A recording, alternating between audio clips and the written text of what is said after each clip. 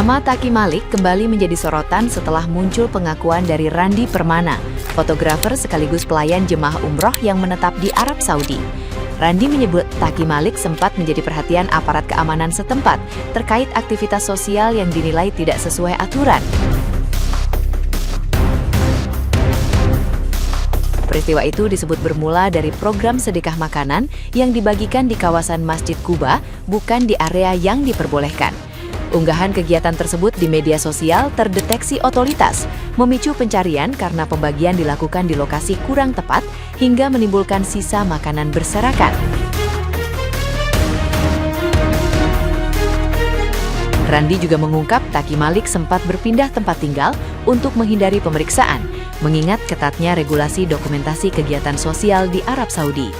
Ia memperingatkan bahwa teknologi biometrik di sana mampu melacak pelanggaran berbasis data wajah dan visa. Pengakuan ini muncul di tengah dugaan markup program wakaf Al-Quran serta polemik lama pembangunan Masjid Malik Al-Mulki. Randi mengaku bersuara demi melindungi para WNI yang bekerja di Mekah dan Madinah agar tidak terdampak. Hingga kini, belum ada tanggapan resmi dari pihak Taki Malik.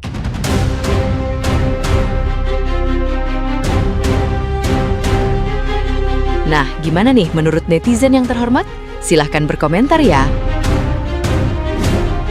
Ya elah, masih pagi gue dikirimin berita kayak begini. Ini kenapa sih? Ada ya, berita abis ini mana sentil Taki Malik. Buset deh, masih aja gue kata juga. Aduh, ya elah, udah dah gue mah agak mau ikutan dah gue. Ya, gue bagian nonton aja kali ini ya teman-teman ya. Aduh, ada ini ya. Gak mau ngejar tadi. Astagfirullahaladzim. Ini ada heboh ya masalah wakaf mushaf Al-Quran gitu. Menurut pandanganku ya nggak usah sih ikut-ikut ngasih wakaf kayak gitu. Menurut pandanganku lebih baik kita kasih ke anak yatim piatu, entah itu muslim atau non muslim. Kenapa? Itu lebih penting loh. Ada kan kejadian kemarin yang anak-anak sampai gantung gitu. Padahal dia berhak loh dapat uang kayak gitu. Menurutku ya lebih baik sodakohnya ke tetangga atau orang sekitar kita lah yang lebih membutuhkan. Ngasih mushaf sodakoh di Mekah atau Madinah. Banyak pemerintah Arab Saudi aja jutaan ngasih untuk ke masjid di sana. Ngapain kita? Lebih baik bantu saudara kita yang sekitar. Itu sih menurutku lebih bagus loh.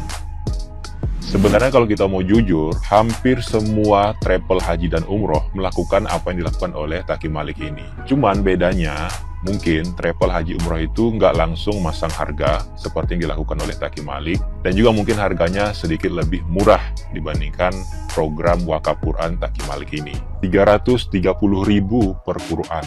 Tapi kita juga harus bersyukur, ramenya postingan ini membuka fakta bahwa selama ini memang masih banyak dari kita orang Indonesia ini yang tidak cermat menentukan prioritas untuk wakaf. Sekarang pertanyaannya, lebih prioritas mana? Wakaf Quran di Masjid Nabawi dan Masjidil Haram dibandingkan dengan wakaf Quran di pesantren-pesantren pelosok di Indonesia yang Qurannya mungkin sudah usang, sudah robek, atau lebih prioritas mana wakaf Quran di Mekah dibandingkan dengan wakaf sumur di daerah NTT misalnya yang banyak kekeringan. Kita juga dulu gitu pas umroh banyak tawaran wakaf Quran, wakaf berbagi makanan, tapi kita tolak gitu karena kita tahu bahwa mayoritas orang yang berangkat umroh di Mekah dan Madinah itu adalah orang-orang yang berkantong tebal. Nggak mungkin mereka nggak bisa beli Quran sendiri. Kalaupun misalnya mereka nggak beli ataupun nggak bawa Quran, lupa gitu ya, itu ada HP kok. Mayoritas mereka pasti punya HP yang bisa install aplikasi Quran. Atau bahkan ya, mereka misalnya nggak bawa Quran, nggak bawa HP, nggak mungkin di Masjid Nabawi itu ataupun di Masjid Haram itu kosong dengan Al-Quran. Karena pemerintah Arab Saudi itu pasti menyediakan itu, nggak mungkin. Negara kaya minyak itu nggak mungkin lah, masa Al-Quran aja nggak bisa disediain. Taqi Malik dicari oleh kepolisian Madinah. Kalian lihat nggak postingannya Taqi Malik yang ini? Lagi-lagi dia membuka dana wakaf secara online. Yang belum tahu masalahnya di mana, saya jelaskan sejelas mungkin. Jadi di Masjid Nabawi dan Masjidil Haram sudah menjadi kebiasaan para jamaah haji dan jamaah umroh untuk membeli mushaf Al-Quran lalu mereka wakafkan. Di mana mushaf yang diwakaf kemudian diletakkan di dalam masjid agar dapat dibaca oleh jamaah seluruh dunia gitu, sehingga menjadi amal jariah bagi mereka yang wakaf. Nah, di Arab Saudi termasuk di Madinah dan Mekah, wakaf mushaf itu tidak bisa dilakukan sembarangan. Pemerintah Saudi itu punya aturan khusus. Salah satunya mushaf Al-Quran yang diwakafkan di Masjid Nabawi dan Masjidil Haram itu harus berasal dari cetakan resmi negara. Kalau nggak salah namanya itu percetakan Malik Fahd. Di luar daripada itu nggak boleh. Jadi mushaf dari percetakan luar yang tidak terdaftar resmi itu tidak kemudian diperbolehkan untuk diwakafkan di Masjid Nabawi dan Masjidil Haram. Nah, untuk mendapatkan mushaf resmi dari Arab Saudi ada 3 jalur, yaitu dari percetakan resmi negara, dari distributif mushaf Madinah yang terdaftar, dan juga dari toko-toko kitab besar di sekitar Masjid Nabawi. Saya nggak tahu itu Taqi Malik mendapatkan atau kemudian membeli mushaf Al-Quran melalui jalur yang mana.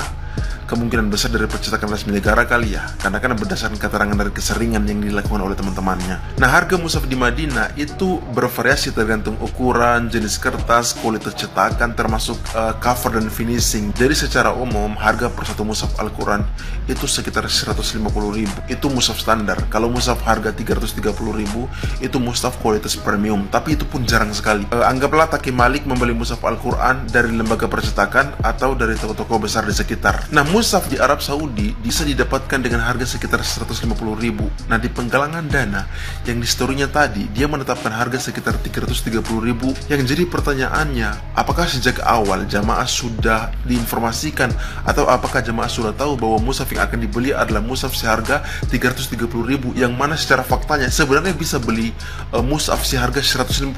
Jadi kenapa Taqi Malik ini langsung patok harga 330.000 padahal 150.000 itu juga bisa? Realita mushaf di sana itu bisa dibeli kisaran 150.000-an. Jangan sampai sepengetahuan jamaah harga mushaf di Madinah itu memang 330.000 padahal 150.000 bisa gitu. Yang saya khawatirkan, masing-masing jamaah udah memberi dana sekitar 330.000, ternyata mushaf yang dibeli oleh Taqi Malik harganya 150.000, berarti selisihnya 150.000, marginnya 150.000. Untung banget. Kalau mushaf yang dipesan sekitar 3.000, berarti keuntungan yang didapat sekitar 300 jutaan ke atas gitu. Nah, uang itu kemana? Selisih dana atau sisa uang itu digunakan untuk apa gitu? Nah, kenapa dulu kepolisian Madinah mencari dia? Karena dulu juga kasus yang sama, selain dari makanan juga termasuk masalah wakaf gitu. Di Arab Saudi itu punya aturan khusus, tidak diperbolehkan penggalangan dana secara online untuk kepentingan wakaf. Karena di sana tentang wakaf itu hanya melalui lembaga resmi negara. Intinya mereka itu punya aturan khusus. Salah satunya mungkin juga untuk menjaga kepentingan dan kesejahteraan toko-toko mushaf di sana gitu.